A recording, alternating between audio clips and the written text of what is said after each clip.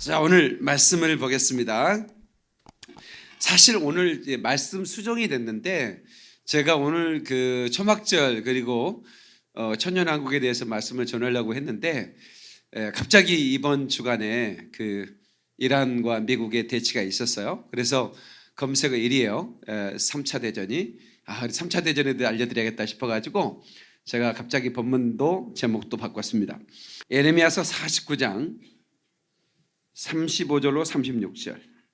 자, 우리 김하영 아나운서와 함께 합독하시겠습니다. 다 같이 시작. 만군의 여호와가 이같이 말하노라. 보라, 내가 엘람의 힘에 으뜸가는 활을 꺾을 것이요 하늘의 사방에서부터 사방 바람을 엘람에 오게 하여 그들을 사방에서 흩으리니 엘람에서 쫓겨난 자가 가지 않는 나라가 없으리라. 아멘. 아멘. 하나님 아버지 영감을 더하소서. 말씀에서 하나님 생명력이 있는 아버지 하나님이여 그 힘을 체험하게 도와주시고 알지 못했던 그 말씀, 덮여진 말씀들을 열어주시사 깨닫게 하여 주옵소서. 예수님의 귀하신 이름으로 기도합니다. 아멘. 성경에는 미래에 일어날 것들이 기록되어 있는데요, 전쟁 3개가 기록이 되어 있습니다.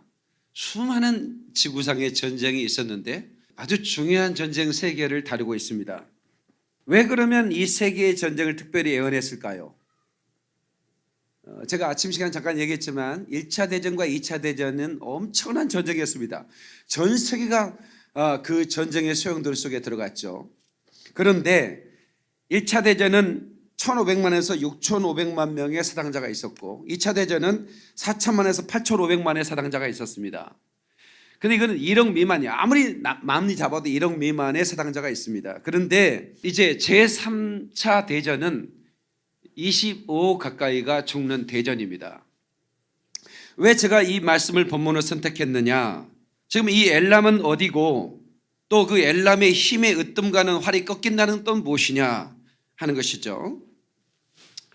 지금 이란은 핵 개발에 박차를 가하고 있고 올 9월쯤 되면 핵탄두가 완성이 된다고 그래요. 그러면 미국이든 이스라엘이든 이제 이란의 핵 무기만큼은 저지하겠다 이렇게 선포하고 있습니다.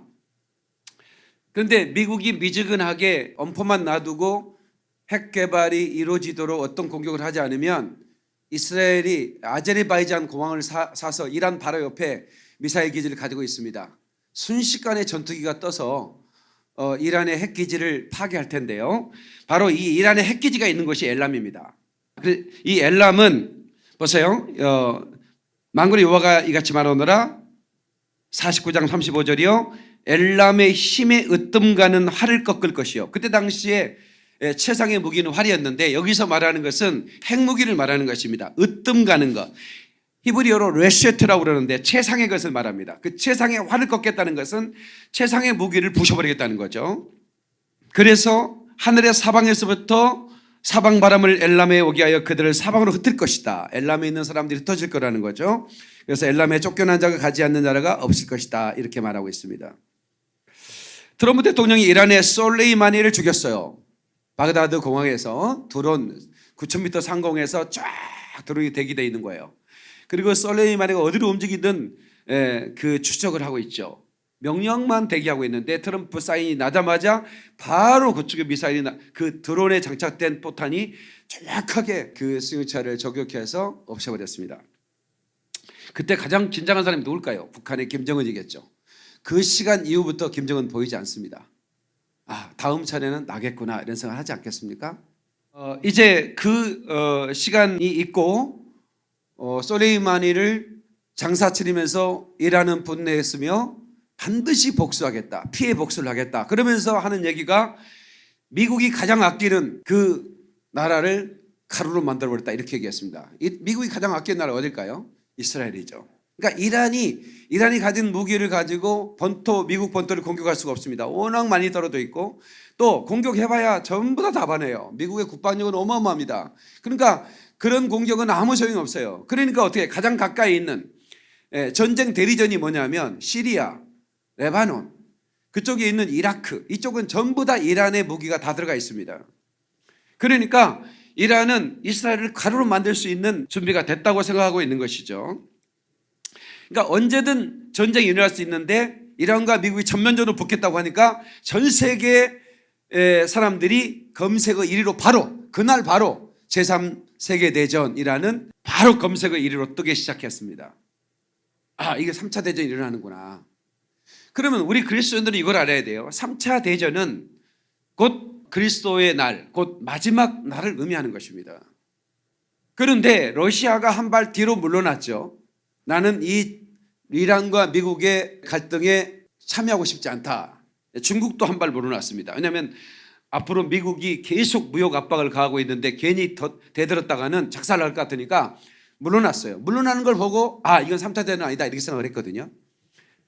그리고 이제 이란이 그래도 자기를 공격했는데 미국을 공격하겠다는 거 공격 안 하면 체면이 서지 않으니까 이라크 정부에 우리가 미군 이라크 내에 있는 미군 기지를 공격할 거다. 메시 그 다 정보를 다 흘려줬죠. 그러니까 이라크 정부에서는 미국한테 알려준 거죠. 그러니까 군인들을 다 치우고 거기다가 아무것도 없는 빵카 몇 개를 그냥 이제 미사일 날려가지고 부순 것뿐이죠. 트럼프는 그 정도면 내가 성의를 봐주겠다. 만약에 미군 한 명이라도 죽으면 52개 지역을 작살을 내버렸다고 공언을 하고 그것은 곧 전면전이었죠. 그런데 전면전은 피했기 때문에 러시아가 뒤로 물러나는 걸 보면서 3차 대전, 우리가 예상했던 3차 대전은 아니라고 보는 거죠. 그런데 지금 에레미야 49장 35절 36절 내가 엘람의 힘에 으뜸가는 활을 꺾은다. 바로 이건 이스라엘의 전투기가 날아가서 그러니까 이 핵탄두가 만들어져 버리면 그때는 더 이상 어떻게 할 수가 없기 때문에 아마 핵탄두가 올 2020년 9월 이전에 만들어진다고 예상을 하기 때문에 그 전에 미국이 이란의 핵시설을 어떻게든 타협이든 아니면 공격이든 제거하지 않으면 이스라엘이 9월 전에 공격을 할 거란 말이죠. 그 공격은 곧 제3차 대전의 시작이라는 것입니다. 그래서 제가 여러분 2020년 굉장히 중요한 해라고 그랬죠. 2020년은 모든 민족 가운데 성경이 번역된 해라 이 말이에요. 올해는 모든 민족 가운데 성경이 다 번역이 된 겁니다. 완성이에요. 성교 완성. 그리고 WCC는 종교 통일, 그러니까 카톨릭을 위시한 기독교, 힌두교, 불교, 이슬람 이 모든 종교가 하나됨을 선언하는 그런 해기도 하죠. 그러니까 역사상 굉장히 중요한 시점인데 여러분 나팔절이 언제라고 그랬죠? 제가 지난번에 설교할 때 나팔절 그 여호와의 절기 중에 가을 절기의 시작은 나팔절이라고 그랬죠. 봄절기 6월절 그 다음에 6월절 다음에 뭐죠? 6월절 다음에 다 잊어버렸어요? 초막절은 가을 절기고 초실절 그 다음에 무교절이죠. 무교절 다음에 그러니까 예수님 십자가에 못 박혀 죽으신 날이 6월절이에요. 그리고 무덤에 있는 날이 무교절이에요.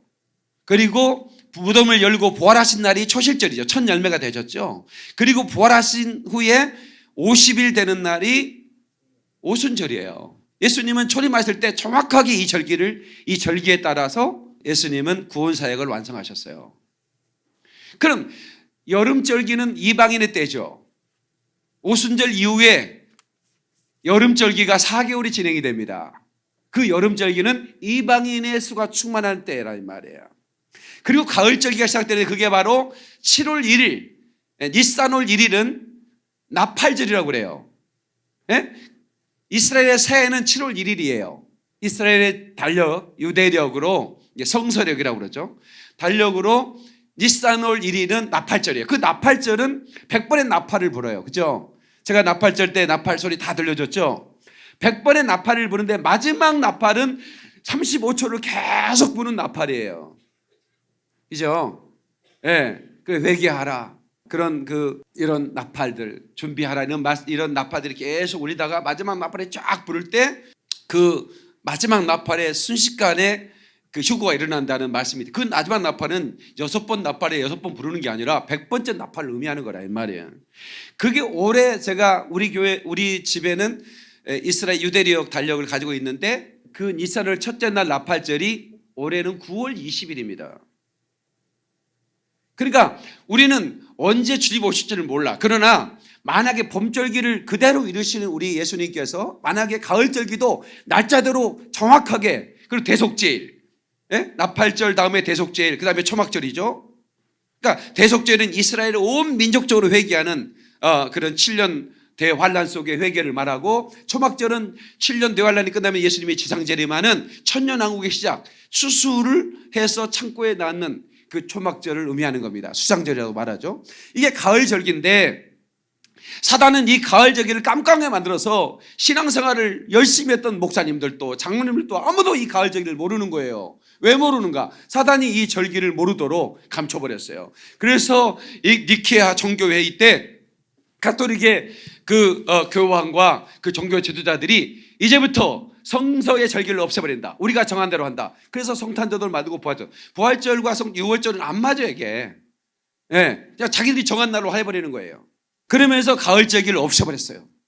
그러니까 예수님이 일단 초림을 했기 때문에 초림에 대해서 아는 거에 대해서는 그 사람들은 그 사단에 있어서 초림은 막을 수가 없었으니까. 근데 예수님의 재림은 가장 두려워하는 거죠, 사단은. 그러니까 가을절기를 언제 오실지, 어떻게 준비해야 될지를 전혀 깜깜하도록 만들었다, 그 말입니다. 그러니까 2020년은 너무 중요한 해라, 이 말이에요. 그래서 제가 이 주일 저녁 예배는 계속해서 마지막 때 엔드타임에 대한 설교를 계속할 겁니다. 그래서 시대를 누는 눈을 열어야 됩니다. 예? 지금 그러니까 그냥 전쟁이 그냥 일어나는 게 아니라 하나님 마지막 때 하나님의 시간표대로 이루어지는 건데, 이 러시아는 그 1967년에 있는 6.1 전쟁, 그리고 그 이후에 있는 욤키프 전쟁이라는 이런 전쟁에 러시아가 직접 참여하지는 않고 러시아제 무기만 들어갔습니다. 이란이 뭐 이런 그 모슬렘 이런 아랍 국가들이 러시아 무기를 가지고, 근데 그 러시아 무기를 가지고 자기들보다 훨씬 월등한 무기를 가지고 싸웠지만 그들이 다 패해버리고 말았죠. 그러니까 러시아가 상당히 좀 원한을 가지고 있습니다. 좀 자존심이 상한 거죠. 또 하나는 러시아는 지금 경제가 완전히 엉망입니다. 근데 미국은 이스라엘을 보호하고 있지만 너무나 큰 전쟁에 미국이 쉽게 참여하기는 쉽지 않을 거라는 판단도 하지 않겠습니까? 미군이 죽는데 그들이 회의도 들어가야 되고, 또 과거처럼 어떤 세계 질서 이런 거보다는 미국이 민족주의를 구가하며 트럼프는 미국을 위한 아메리카 퍼스트를 외치고 있는데, 그러니까 그런 눈치를 봐서 이스라엘을 먹어버리겠다는 생각을 하지 않겠습니까? 이스라엘은 세계 원유 매장량이 세계 2위입니다. 사우디아라비아에 이어서 지금 세계 최고의 석유회사 6개 회사들이 지금 시추를 하고 있습니다. 그러니까 거기는 뭐 엄청난 부한 이스라엘 나라가 되겠죠. 그러니까 이제 이스라엘이 탐이 나는 겁니다. 순식간에 먹어버릴 수 있는데, 미국만 개입하지 않으면. 그런데 이 마지막 제3차 전쟁은 곡과 이스라엘 전쟁이라고 그렇게 부를 수 있는데요. 여기에 참여하는 나라들이 거의 20개국이 넘습니다. 이스라엘을 공격하는 연합국이. 러시아를 대장으로. 그래서 이게 어디 나오냐면 에스겔서 38장부터 곡과 이스라엘 전쟁이 등장을 합니다. 그리고 계시록 9장에 나옵니다. 그리고 스가랴 12장에 나옵니다. 이 세 개 성경에서 마지막 때 일어날 전쟁은 이렇게 진행될 것이다 라고 기록하고 있습니다. 7년 환란 때 두 개의 큰 전쟁이 있습니다. 7년 환란이 시작될 때 일어난 전쟁이 곡과 이스라엘 전쟁이고, 7년 환란 끝날 때 예수님이 감람산에 위승하실 때 일어난 전쟁을 아마겟돈 전쟁이라고 부릅니다. 아마겟돈 전쟁은 무기또의 산이라고 해서 그 갈멜산 앞에 있는 무기또 평야가 있죠. 거기에 산에서 이제 전 세계 군대와 예수님이 재림 왕으로 오실 때 예수님의 군대가 싸우는 거예요. 그게 영적인 전쟁입니다. 제3차 전쟁인 곡과 이스라엘의 전쟁은 핵무기로 끝이 납니다. 그러니까 전쟁이 오래 가지 않아요. 2차 대전, 1차 대전은 굉장히 오랜 세월이지만 순식간에 끝이 납니다. 인구의 3분의 1이 죽는다고 그럽니다. 참여한 군사 6분의 1이 죽는다고 얘기합니다. 그 무기를 시체를 태우는데 시체가 방사능에 오염이 됐을 거 아닙니까? 그러니까 지나가다가 뼈를 보이면 거기다 팻말을 세워야 돼요. 그걸 만지면 안 되는 겁니다. 그러니까 이것이 핵전쟁이 일어날 거라는 걸 분명히 보여주고 있는 것입니다. 그래서 함원곡 골짜기에 매장하시오라고 팻말을 붙여야 되는 거예요. 그러니까 곡과 이스라엘 전 세계대전이 끝난 다음에는 시체도 함부로 처리를 못합니다. 그 골짜기에 다 묻는 것입니다. 25억 가까이가 죽을 것입니다. 근데 그게 임박했다고 하는 것입니다. 이스라엘은 이란에 조금만 시간이 지나면 이란이 핵무장을 하기 때문에 이란이 핵무장하면 그때는 더 이상 이스라엘은 어떻게 할 수가 없어요. 순식간에 핵무기 날라오면 어떡합니까? 그러니까 이스라엘은 그 전에 반드시 여기에 기록된 엘람의 으뜸가는 활을 꺾어야 되는 거예요. 그러니까 이 으뜸가는 활을 꺾는 순간에 그것을 계기로 3차 대전이 일어날 거라고 예상할 수가 있겠죠. 그렇죠? 이제 우리 한번 이제 어떤 전쟁이 될지 제가 에스겔 39장을 찾아드린 적이 있는데 다시 한번 보도록 하겠습니다. 에스겔 38장을 먼저 보겠습니다. 에스겔 38장. 자, 2절 보겠습니다. 인자야 너는 마곡 땅에 있는 로스와 메섹과 두발 왕 곧 고게게로 얼굴을 향하고 그에게 예언하여 이르기를. 자, 스톱. 여기서 로스는 로스케 러시아를 말하고요. 메섹 두발스크 이스라엘 그 러시아의 왕을 말하고요. 곡도 러시아에 있는 한 지역을 얘기하는 것입니다. 분명히 이것은 러시아를 향하여 말하고 있는 것입니다. 계속해서 주 여호와께서 이같이 말씀하시기를 로스와 메섹과 두발 왕 고가 내가 너를 대적하여 너를 돌이켜 갈고리로 내 아가리를 꿰고 너와 말과 기마병 곧 내 온 군대를 끌어내되 완전한 갑옷을 입고 큰 방패와 작은 방패를 가지며 칼을 잡은 큰 무리와 그들과 함께 한 방패와 투구를 갖춘 바사와 구스와 붓과 고멜과 그 모든 떼와 북쪽 끝의 도갈마 족속과 그 모든 떼 곧 많은 백성의 무리를 너와 함께 끌어내리라. 여기서 이제 고멜 도갈마 족속은 여기 터키를 말하고요.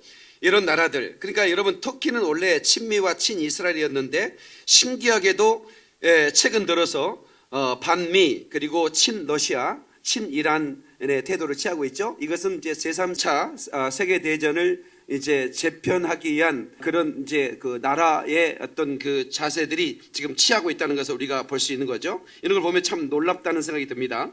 자, 그러면 계시록 9장을 보겠습니다. 계시록 9장은 바로 이 제3차 대전을 그대로 보여주고 있는 말씀인데요. 요한계시록 9장을 잠깐 보겠습니다. 요한계시록 9장 13절부터 잠깐 보겠습니다. 읽어주세요.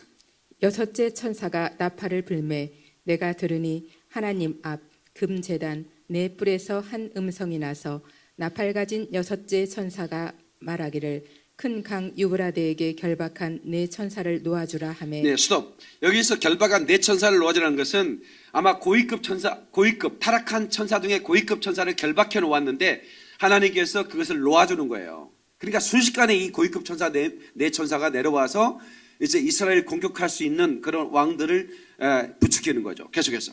네 천사가 놓였으니 그들은 그 년 월 일시에 이르러 사람 3분의 1을 죽이기로 준비된 자들이더라. 마병대의 수는 2만 만이니 내가 그들의 수를 들었노라.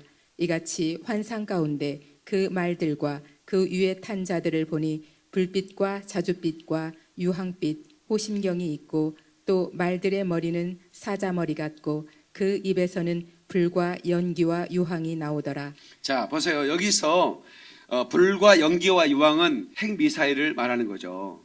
빛처럼 쏟아지는 거죠. 그리고 그 재앙으로 몇이 죽냐 보세요. 18절 읽어주세요. 이 세 재앙 곧 자기들의 입에서 나오는 불과 연기와 유황으로 말미암아 사람 3분의 1이 죽임을 당하니라. 자, 그러면 지금 현재 지구의 75억 인구 중에 만약에 사람 3분의 1이 죽는다면 25억 이상의 인구가 죽을 거라고 하는 것입니다. 그래서 지금 저는 이제 아마겟돈 전쟁이나 마지막 천연왕국 후에 무적에 갇혔던 마귀가 잠시 풀려나서 천연왕국에 살던 그 육체를 가진 영혼들, 그러니까 천연왕국에는 육체를 가진 사람과 또 이미 부활해서 휴거돼서 예수님과 함께 세상으로 내려온 그 영혼을 가진 사람이 함께 사는 나라입니다. 어떻게 그럴 수가 있을까요? 라고 상상할 수 있는데 예수님의 부활체를 생각하시면 됩니다. 예수님이 부활하셨죠? 영체잖아요. 그런데 40일 동안 사시면서 같이 제자들과 고기도 구워 먹고, 그죠? 예. 그렇게 천연왕국이 이루어지는 것입니다.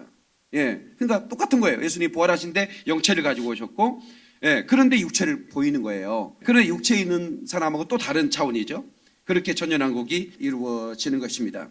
자, 이렇게 이제 3차 대전이 있을 텐데, 그러면 여러분이 궁금하죠? 휴거는 언제 있는가? 휴거는 3차 대전 직전에 있는 것입니다.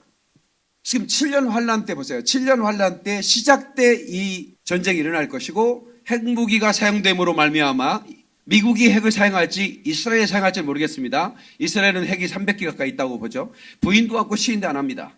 이미 가지고 있다는 것을 아는데 이 전쟁은 순식간에 끝나죠.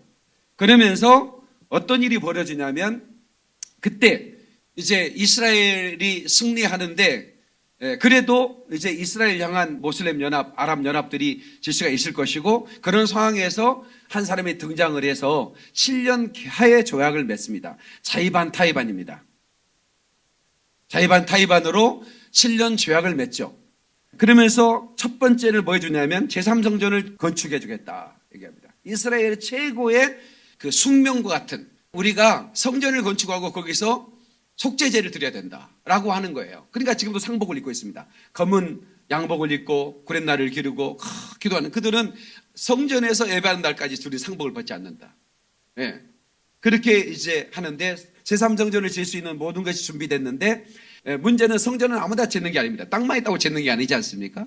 성전은 곧 하나님이 지시한 곳 아브라함이 이삭을 드린 그 모리아 산 성전 산에만 지을 수가 있습니다. 그런데 거기에는 모슬렘의 모하마드가 승천했다고 하는 그곳과 일치하며 그곳에 황금동 사원이 지어진 것입니다. 지구상의 20%가 모슬렘 신자들인데 13억에서 15억을 추정하고 있습니다. 15억의 인구가 만약에 황금동 사원이 무너지면 목숨을 걸고 달려듭니다. 그러니까 얼마나 쉽지 않은 일이겠습니까? 그런데 제가 최근에 이스라엘 갔을 때 이스라엘 고고학자와 모슬렘 고고학자들이 아주 비슷한 견해를 가지고 얘기하고 있습니다. 지금 황금돔 사원 자리가 아니고 황금돔 사원 북쪽 마당이다. 진짜 성전의 위치가. 그러니까 쉽지 않습니까? 예? 그러면 그걸 무너뜨리지 않고도 얼마든지 성전을 재건할 수 있으니까 그것은 협상가들에게는 어려운 일이 아닌 거죠. 그 마당만 양보를 받으면 되니까. 그러니까 유엔을 등에 업은 지도자가 나타나가지고 거기는 일루미나티 같은 세계 정부, 세계 질서를 외치던 돈과 권력을, 세계 권력을 쥐고 있는 사람들이 나타나겠죠. 그리고 화해를 얘기하고 성전 건축을 얘기할 것입니다. 그러니까 이스라엘도 오케이. 예, 그러면서 성전이 건축이 되고 안식일 날 예배하게 만들고 그리고 이제 구약에 있는 모든 절기를 지킬 수 있도록 해주겠다 약속을 할 것입니다. 그러면 이스라엘 사람들은 저 사람이 우리가 기다리는 메시아라고 착각을 할 수가 있습니다. 그리고 그 온갖 기적을 만들어냅니다. 그 적그리스도는 안티크라이스트라는데 그리스도를 반대하는 자가 아니라 그리스도의 자리를 대신하는 자 이런 말입니다. 그러니까 이 적그리스도가 이스라엘 사람들이 볼 때는 성전을 건축하게 해주고 그리고 모든 절기를 지키고 제사를 드리게 하고 그러니까 저분이 우리가 기다리던 메시아구나라고 그렇게 바라보고 있을 때 갑자기 3년 반 만에 그들의 계약을 깨고 3년 반 만에 자기가 그 성전에 앉아서 경배를 받으려고 하더라 그 말이에요. 예, 이런 일이 있는 것입니다. 그러니까 그 전에 그러면 이방인의 수가 다 차기까지 이스라엘이 완악해졌다 이렇게 말씀했죠. 로마서 11장에 나오는 8장부터 11장까지는 이방인과 이스라엘 관계를 말합니다. 이방인은 이방인이고 이스라엘은 이스라엘이지. 근데 오늘날 신학에서는 이스라엘을 교회가 대체했다는 그 대체 신학이 있으므로 이스라엘은 하나님이 저주했고 버렸다고 생각했는데 성경 전체가 이스라엘은 마지막 때 내 고토로 돌아올 것이고 이스라엘은 회복될 것이고 온 이스라엘이 회개하고 주님께로 돌아올 거라는 그 약속이 계속해서 선지자를 통해서 말하고 있는 것입니다. 자, 스가랴서 14장을 보겠습니다. 스가랴서는 말라기 바로 앞에 있습니다.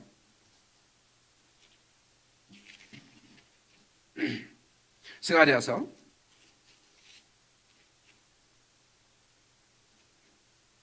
학기의 스가랴 말라기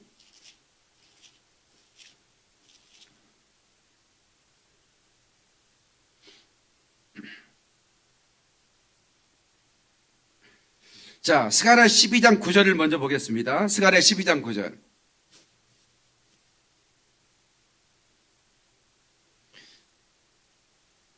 스가랴 12장 9절 읽어주세요. 예루살렘을 치러 오는 이방 나라들을 그날에 내가 멸하기를 힘쓰리라. 그러니까 하나님이 그들을 대적하기 때문에 이 전쟁은 이스라엘의 승리로 끝이 나는 겁니다. 그 나라가 몇 개국이 아니면 군대가 얼마나 많은 그런 군사력, 그게 중요하지 않습니다. 하나님이 그들을 멸해버리겠다는 것입니다. 그러니까 그 전쟁은 이스라엘의 전쟁으로 끝이 나는 거죠. 14장을 보겠습니다. 14장을 보면 마지막 예수님이 지상으로 강림하실 때 예를 말하고 있습니다. 자, 14장 4절을 보시겠습니다. 자, 3절 먼저 보시고요. 읽어주세요.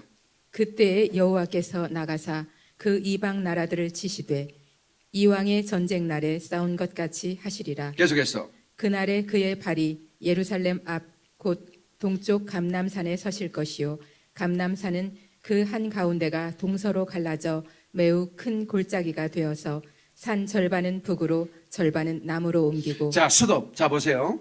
자, 여러분 이 예루살렘은 굉장히 중요한 그런 그 성경에서 아주 중요하게 다루고 있죠. 그래서 예루살렘의 평화를 위해 기도하라. 그러면 너희가 형통할 것이다 그랬어요. 그래서 예루살렘의 평화를 위해 기도하면 여러분들도 기도할 때 꼭 예루살렘 평화를 외치세요. 하나님의 예루살렘 평화가 있게 하소서. 그러니까 예루살렘 평화는 예수님이 재림하셔야 됩니다. 아멘이시죠? 그러니까 예루살렘 평화를 의지하게 형통이 있다고 그러는 거죠. 그런데 적그리스도는 이 감람산이 예수님이 재림할 때 감람산은 올리브산이라고 그러죠. 감람산에서 예수님이 승천하셨습니다. 500문도가 보는 앞에서. 그런데 천사들이 외치기를 너희가 본 그대로 예수님께서 오시리라 그랬습니다. 그러니까 여기서 스가랴 14장은 예수님의 재림 장면을 그대로 말하고 있어요. 감람산에 발이 딱 설 거라는 겁니다. 그런데 그 전에 7년 환란 동안에 적그리스도가 예루살렘을 세계 제국을 세우고, 그러니까 세계 전체를 통치해버립니다.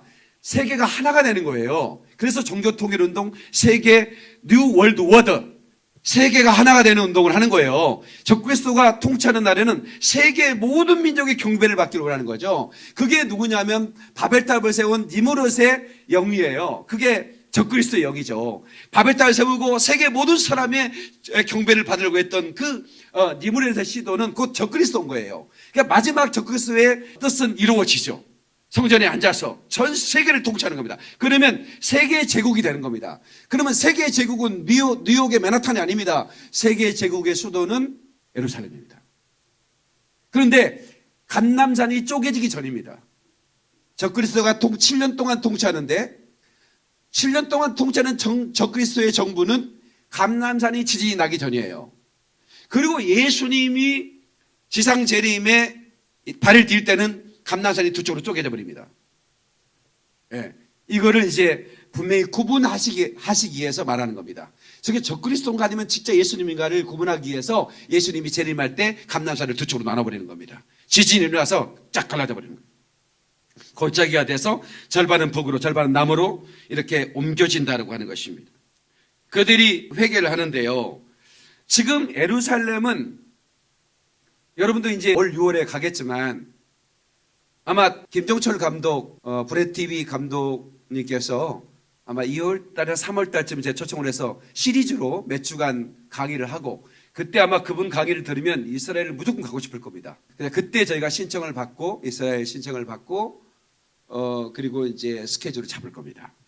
네. 그래서 그분도 이제 SBS PD를 그 작가로 최고의 예능 작가로 이렇게 하면서 한 달 휴가를 받고 이스라엘 갔다가 이스라엘에 꽂혀서 성경에 이스라엘 회복이 나오는데 교회가 전혀 모르고 있고 이스라엘 회복에 대한 하나님의 약속 성취에 대해서 교회는 너무나 모르고 있는 거죠. 그래서 이분이 이스라엘 회복이라는 영화를 촬영하게 됐는데 이번에 이스라엘을 몇 번째 갔다 80번째 그 카메라 무거운 카메라를 들고 아마 우리 정영국 감독 그랬어요.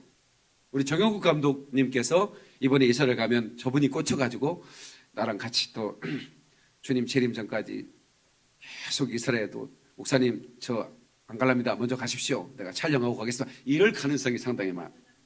예. 왜냐면 최고의 이제 그 영상 감독이니까. 그래서 저도 이제 하나님께서 감동을 주시면 정 감독님하고 한 3개월쯤 안 올 수가 있어요.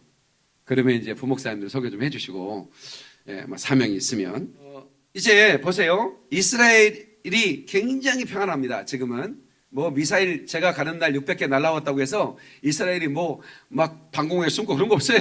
그쪽 가자지구 뭐 이런 그쪽 지역의 인근에 그게 얼마 멀리 날라오지도 못하니까 다 잡아내잖아요. 아이언돔이.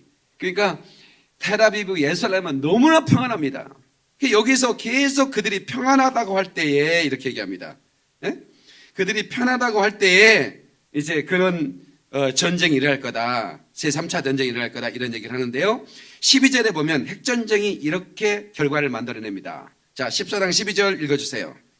예루살렘을 친 모든 백성에게 여호와께서 내리실 재앙은 이러하니 곧 섰을 때에 그들의 살이 썩으며 그들의 눈동자가 눈구멍 속에서 썩으며 그들의 혀가 입 속에서 썩을 것이요. 자, 수도 보세요.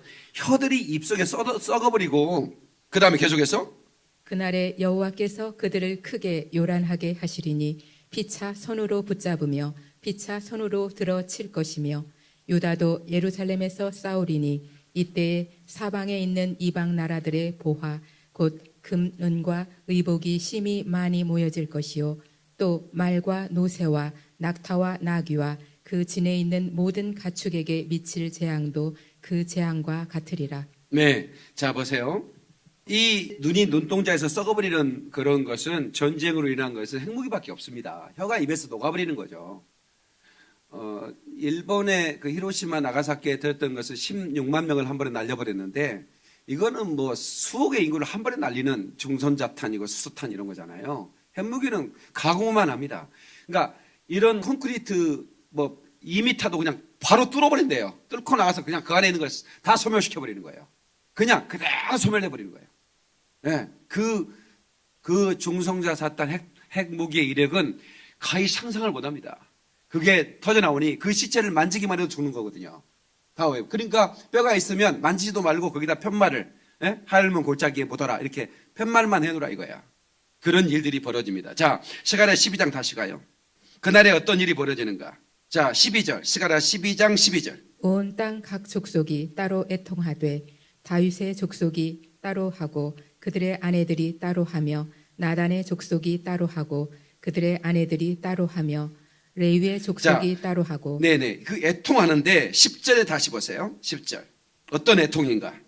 내가 다윗의 집과 예루살렘 주민에게 은총과 간구하는 심령을 부어주리니 그들이 그 찌른 바 그를 바라보고 그를 위하여 애통하기를 독자를 위하여 애통하듯 하며 그를 위하여 애통하기를 장자를 위하여 애통하듯 네, 하리로다. 스톱. 자, 보세요. 자, 이런 환란이 시작되자 이스라엘은 회개하기 시작합니다.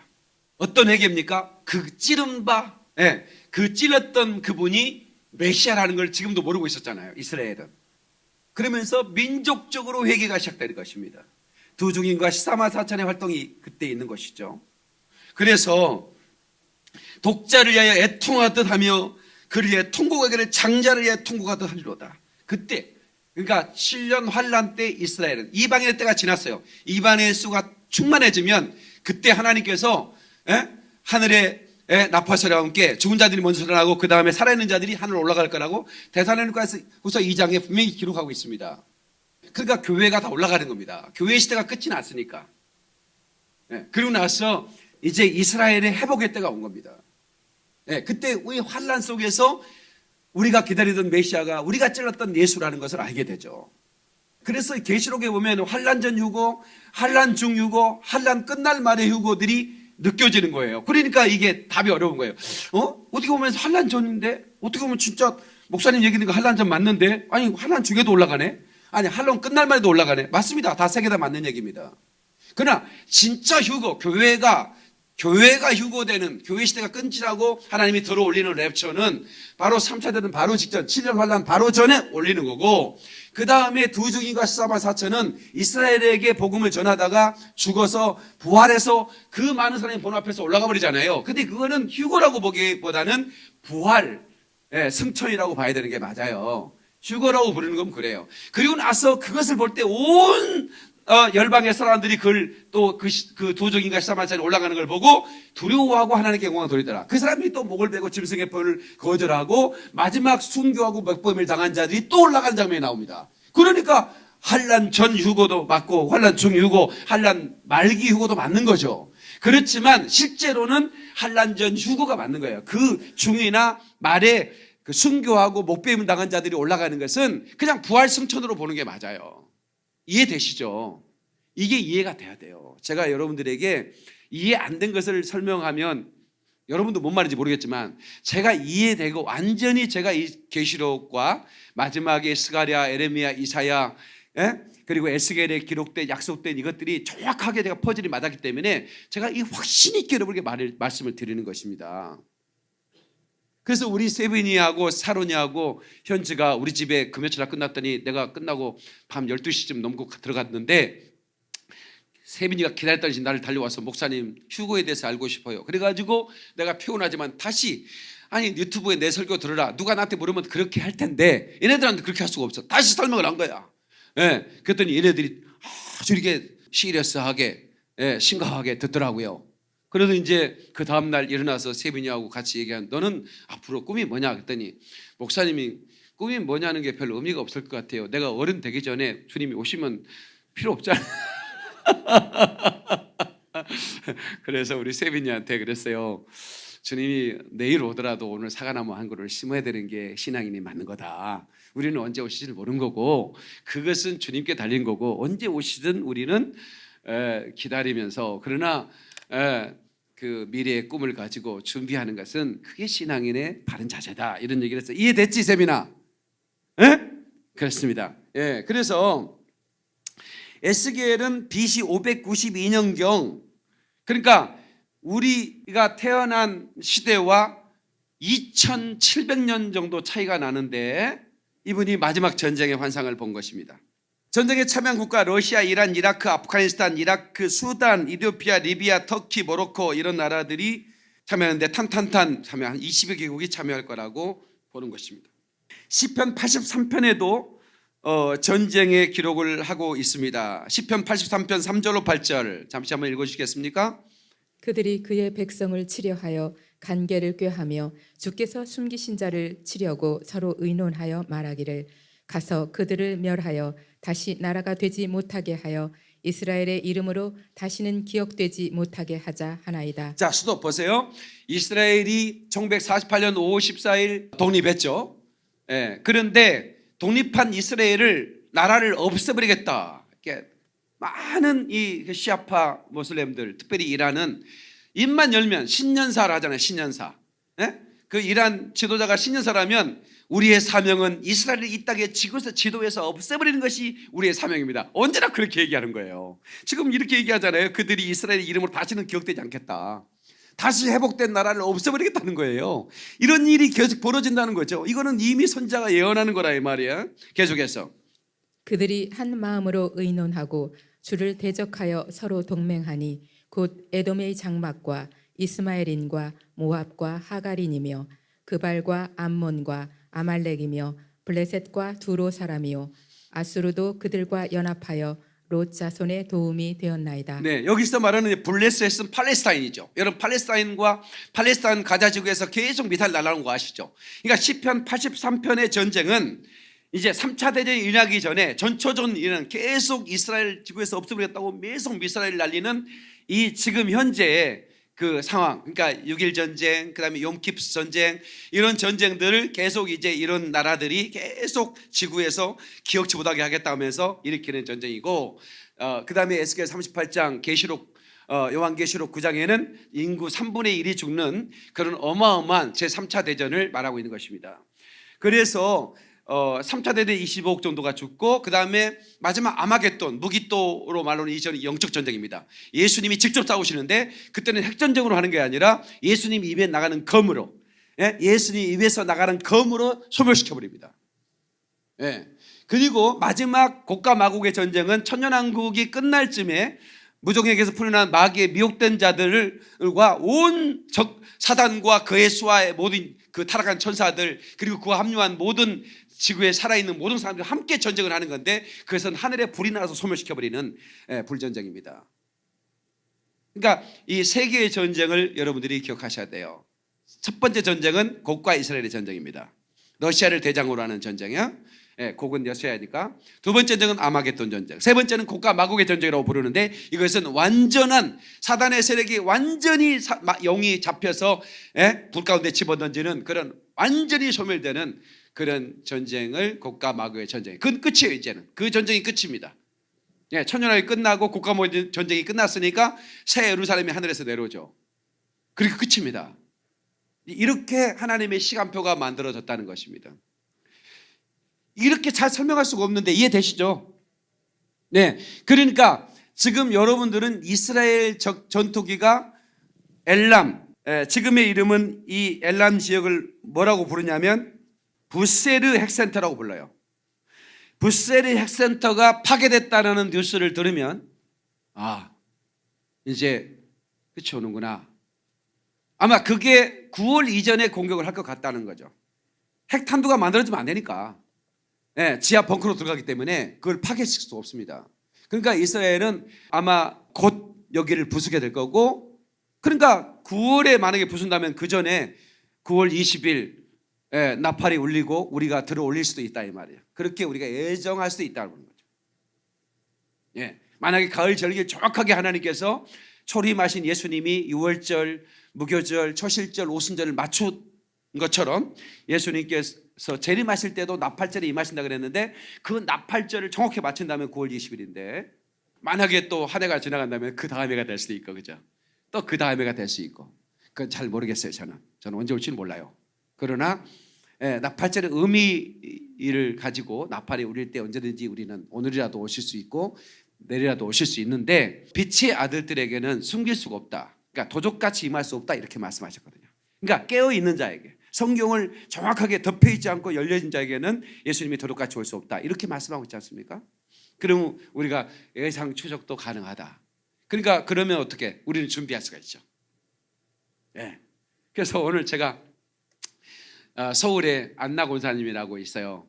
제가 이제 안수기도를 만나면 안수기도 했죠. 그분이 한 목사님 몇이죠 연세가? 89세? 89세. 나한테 그래. 내가 손 잡았더니 엄마 건강하셔? 내가 이제 할머니들은 엄마라고 부르잖아요. 그랬더니 목사님 내가 너무 오래 살아. 빨리 가게 기도해줘. 이렇게 그게 항상 나만 보면 빨리 하늘나라 가게 기도해 달라는 거야. 그래서 내가 주님 오실래 임박했으니까 성령 세례를 받아야 될 거 아니야. 내가 바로 그냥 오늘 갑자기 감동이 되는 거야. 그래서 기도를 해줬어요. 성령이 임하여 방언을 말할지어다. 말라바사 개말라스가 아래게 막 기도했더니 이분이 날라라라라라 방언을 하는 거야. 박수의 영광 할렐루야. 너무 기쁜 거예요. 나는 그 사실은 안나 권사님이 연세도 적고 그래서 잘 몰랐거든요. 이분이 성령 받은지 안 받은지 잘 모르고 그래서 확인을 해야겠다 이거. 나는 한 사람도 놓치면 안 되니까. 마지막 때 예수의 재림의 휴고를 준비하기 위해서는 첫 번째 성령의 기름 부음입니다. 성령의 인침이야. 임받은 자를 해하지 말라 이거야. 들어 올리는 겁니다. 그 결국 우리 성도들이 주일학교부터 시작해서 모두가 다 성령 세례 받아야 되는 거예요. 저 한 사람도 놓치지 말아야 되는 거예요. 아멘이시죠? 두 번째, 시대를 분별하여 깨어 있어야 된다. 깨어 있어라 그랬어. 분명히 깨어 있는 사람이 휴고됩니다. 잠들어 있는 사람은 휴고되지 못합니다. 깨어 있어야 된다. 깨어 있는단 말은 시대를 분별하는 거죠. 시대를 분별하는 것입니다. 그래서 10처녀가 기다렸는데 5처녀는 등불을 준비했고 5처녀는 등불을 준비하지 못했다. 그런데 놀라운 것은 10명 다 졸며 잤어요. 10명 다 신랑을 기다려가 졸며 잤어요. 그러니까 잠자는 것 자체가 죄라거나 또 주님의 맞을 준비가 안 됐다거나 그게 아니죠. 하다가 신랑이 오라 했을 때 등불이 준비된 사람은 등불을 켜고 바로 올라가는 거예요. 근데 그게 준비되지 않은 사람들은 혼인잔치에 참여하지 못한 거죠. 그래서 휴거가 되면 하늘에서는 예수님의 대관식이 열리고 왕으로 취임을 하는 겁니다. 대관식. 그래서 이제 메시아 왕국, Kingdom of Heaven, 그러니까 하나님 나라의 왕이 되시는 거예요. 물론 그분이 왕이시만 대관식. 그래서 나팔절은 대관식이라는 의미를 가지고 있다고 말씀드렸어요. 그 다음에 혼인잔치라는 말씀도 드렸어요. 그죠? 천국에서 보좌에서 천사들이 둘러싸여 거기에 24장로가 있고 거기에 네 개의 짐승의 모습을 한 그게 이제 그 충만한 이방인의 들림하는 사람들을 상징하는데 그렇게 이제 모이는 가운데 예수님이 대관식을 하고 혼인잔치가 7년 동안 열리지만 땅에서는, 그러니까 지금까지 있는 환란은 이거는 뭐 얘기도 하지 마라 이거야. 그러니까 세계 전쟁만 언급한 것은 세계에 얼마나 많은 전쟁이 있었습니까? 근데 언급을 안 하잖아요. 그러니까 비교가 불가하는 환란인 거예요. 그 환란에 여러분이 남겨지지 말기를 주의 이름으로 축원합니다. 남겨지지 말아야 됩니다. 임박했습니다. 제가 여러분에게 주 예수 이름으로 여러분들에게 말씀드리는 겁니다. 임박했습니다. 오늘 이 방송을 듣는 모든 성도들, 그리고 유튜브로 시청하는 모든 성도들, 제 설교를 시리즈로 마지막 때 엔드타임에 대한 설교를 여러분이 들으시면 전체적인 하나님의 스케줄이 보여질 것입니다. 그래서 마지막은 열방이 이제 다 회복이 되고 마지막 이스라엘이 회복이 돼야 되는데 이스라엘이 몇몇이 구원받을 거예요. 그래서 이스라엘이 찬송을 해다 주의 이름으로 오시는 이여라고 노래할 때 너희들이 내 얼굴을 볼 것이다 그랬어요. 네? 그것이 바루카바 베셈 아도나이라 말이야. 네? 너희가 바루카바 베셈 아도나이라고 노래할 때 너희들이 내 얼굴을 볼 것이다. 근데 지금 이스라엘이 바루카바 베셈 아도나이를 노래하고 있는 것입니다. 성경은 한 세 사람에 대해 얘기를 하고 있는데 이방인과 이스라엘 사람들이 하나가 되어서 예배하는 것을 한 세 사람이라 그럽니다. 네. 그래서 지금 동쪽 끝에서 한 나라가 먼 나라에서가 날아와서 이스라엘을 구원할 것이다. 그 나라가 대한민국이라는 거죠. 코리아. 그래서 이 언약이 성취되는 시점에 우리가 살고 있는 것이 저는 축복이라고 생각이 돼요. 네, 너무 축복이고, 그리고 제가 이거에 대해서 전혀 모르고 예수님의 재림을 받았으면 굉장히 예수님 앞에 죄송하고 송구스러울 텐데 하나님이 저에게 마지막 때니까 너는 마지막 때의 복음을 전해라. 이거 종말의 복음이라고 그러죠. 네, 저는 시향부 종말론자도 아니에요. 언제 올지 몰라. 2020년에 오실지 모르겠다고 얘기했지 언제 온다는 얘기한 적도 없어요. 그죠? 또 어디가 졸다가 갑자기 또 깨는 바람에 그 얘기해놓고 2020년 9월 20일 날 온대. 이런 쓸데없는 입을 찌릿해요. 나는 모른단 말이에요. 그런데 오신다면 지금 이스라엘이 9월 이전에 엘람을 공격할 것이고 부시엘의 핵기지 센터를, 그럼 바로 3차 대전이 연결될 텐데 그 전에 주님이 들어올리지 않겠습니까? 그러니까 이 모든 것이 너무나 이 시대와 맞아떨어지니까 지금 우리가 2020년은 정결하게 살자 이 말이에요. 깊은 기도를 하고 영적 무자고 예루살렘 향해 우리가 거침없이 나가고, 그래서 올 6월 말에 저희가 예루살렘에 출발할 텐데 여러분들이 꼭 예루살렘, 우리가 천년왕국 때 초막절을 지키러 가거든요. 초막절은 모든 절기는 없어져 버립니다. 근데 천년왕국 때 유일하게 남아있는 절기가 초막절입니다. 이방인들도 초막절을 지키러 예루살렘에 와야 된다. 안 그러면 비가 내리지 않는다는 재앙이 내린다고 그랬어요. 그러니까 초막절이 무엇이길래 예수님께서 초막절에 천년왕국에 예루살렘이 예수님이 통치하는 곳인데 온 열방이 초막절은 올라와야 된다는 거예요. 그러니까 그것은 뭐냐면 다 올라오는 거 아니겠죠. 각 나라 대표를 세워서 초막절에 왕 대신 예수님에게 경배하기 위해서 보내겠죠. 근데 올라오지 않는다? 재앙을 내리겠다는 거죠. 네. 그래서 사실은 초막절의 설교가 더 은혜가 되거든요. 네. 그런데 제가 오늘 하려고 했다가 이게 또 시기라는 게 있습니다. 제3차 대전에서 전쟁에 대해서 굉장히 관심이 많을 때 그렇구나. 이렇게 전쟁은 끝이 나는구나. 근데 그 전쟁은 정말 임박했구나. 내가 준비하지 않으면 큰일 나겠구나. 네. 이런 거에 대해서 온 교회가 깨어났으면 좋겠고, 그러니까 오늘 서울영광교회에서 제가 이 부분에서 맛배기를 보여드렸는데 이런 얘기는 한 번도 들어본 적이 없다. 어디서든 들어본 적이 없고, 그러니까 목사님 설교를 들으면서 최근에 너무나 큰 은혜를 받았다 이런 얘기를 서울영광교회 최근에 유튜브를 듣고 오신 분들이 많이 계시거든요. 그렇게 말씀하는 것을 들었습니다. 말씀 맺겠습니다. 전쟁으로 황폐된 땅을 바라보면서 전쟁을 종식시키고 평화의 길을 열 수 있는 지도자를, 초인적인 지도자를 아마 이스라엘 백성과 온 열방의 사람들은 고대할 것입니다. 이때 유엔을 등에 업은 돈과 권력을 지닌 세계 단일 정부를 추진하는 이스라엘과 팔레스타인 그 추진하는 세력들이 팔레스타인 평화 조약을 맺게 하고 성전을 건축해 주는 라는 스토리가 진행될 거죠. 물론 우리가 휴거된 다음에 이루어질 일이지만 한 사람도 이 땅에 남지 말기를 바라고요. 그래서 그 상상할 수 없는 환란이 진행될 텐데 이런 그 성경의 그 그 약속의 성취가 곧 이루어진다는 걸 볼 때, 한치도 오차 없이 이루어진다는 걸 볼 때 성경은 너무나 놀라운 지혜서라는 것을 알게 됩니다. 네. 그래서 오늘 기도할 때 아버지, 온 교회가 휴거되게 하시고, 그리고 이 나라의 이민족이 주님 오시기 전 회개하고 온 교회가 깨어서 주님을 맞을 준비할 수 있는 마라나타, 주 예수 어서 오시옵소서 하는 그런 진실한 고백들이 목회자들의 입에서, 성도들 입에서 터져나올 수 있도록, 부족하지만 저 같은 목사가 이 말씀을 전했을 때 텔레비전으로, 인터넷으로, 유튜브로 듣는 자들이 놀라움을 금치 못할 겁니다. 아, 임박했구나.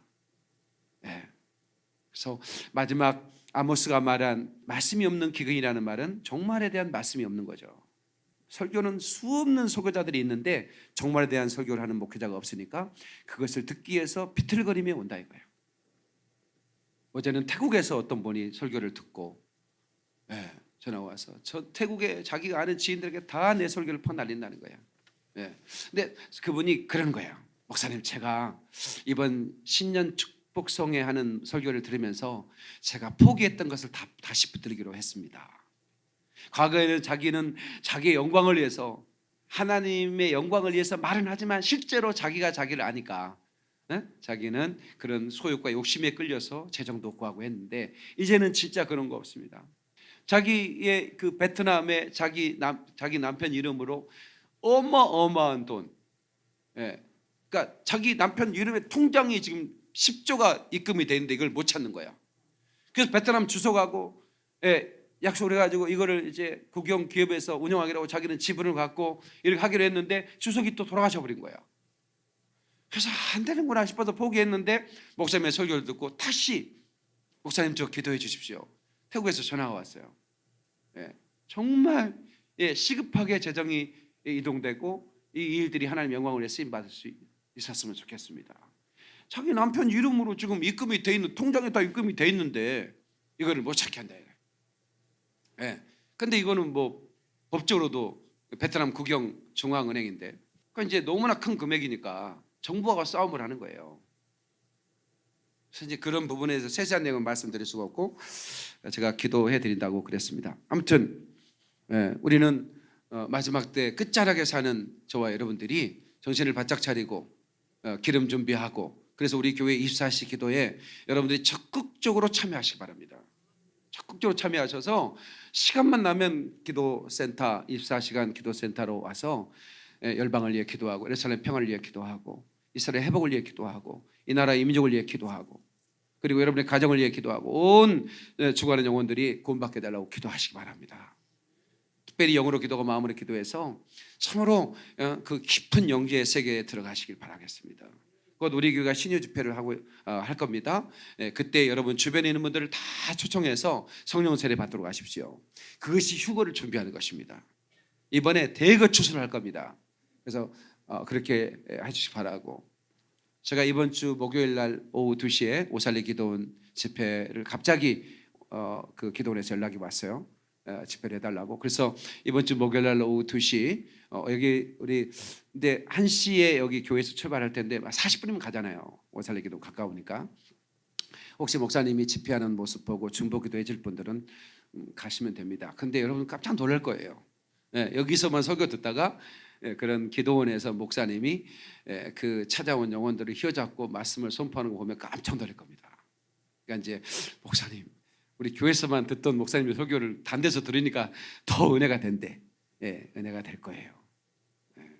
그래서 저는 마지막 때 하나님께서 저에게, 제가 거기 갑자기 가게 하는 것은 하나님이 특별히 그곳에 갑자기 부른 영혼이 있는 것 같아요. 제 느낌이 그렇습니다. 제 느낌이 갑작스럽게 하나님이 오살리 기도로 부르는 영혼이 있는데 그곳에 제소기를 꼭 드려야 할 사람이 있는 거죠. 그러니까 하나님 갑자기, 보통 오살리 기도는 한 달 전에 나를 부르거든요. 근데 일주일 전에 부르는 적은 없어요. 무슨 4일 남겨놓고 갑자기 부르. 그래서 특별히 그날 오는 사람이 특별히 내 설교를 드려야 할 사람이구나, 이렇게 생각을 하고 있습니다. 근데 저는 마지막 때 제가 메신저로 살아가고 있는 것이 행복하고, 지금은 마지막 때이기 때문에 그 주님이 문 앞에 이르렀다고 생각하시고 우리 승리하십시다. 자, 두 손 번쩍 들고 주여 삼창합니다. 주여 주여 주여